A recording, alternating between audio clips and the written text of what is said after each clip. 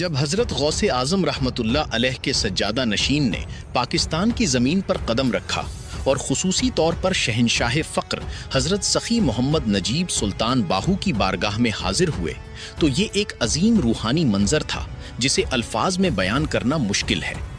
انہوں نے نہایت عقیدت اور محبت کے ساتھ فرمایا کہ حضرت سخی محمد نجیب سلطان باہو ہی وہ واحد فقیر کامل ہیں جو حضرت غوث اعظم رحمۃ اللہ علیہ کی پاکستان میں روحانی جانشینی کا عظیم بار اٹھانے کی طاقت رکھتے ہیں۔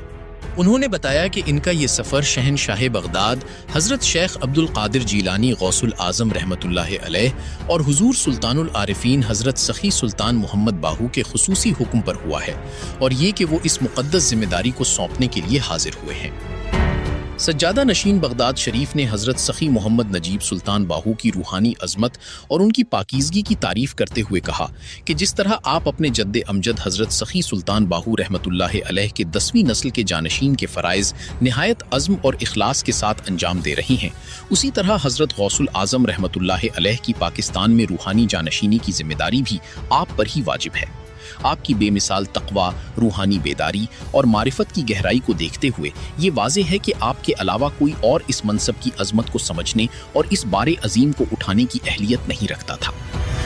یہ کوئی معمولی واقعہ نہ تھا کہ حضرت غوث الاعظم رحمۃ اللہ علیہ کے سجادہ نشین نے، جو بغداد کی مقدس سرزمین سے خصوصی طور پر سفر کر کے آئے تھے، حضرت سخی محمد نجیب سلطان باہو کی عظمت کو سلام پیش کیا۔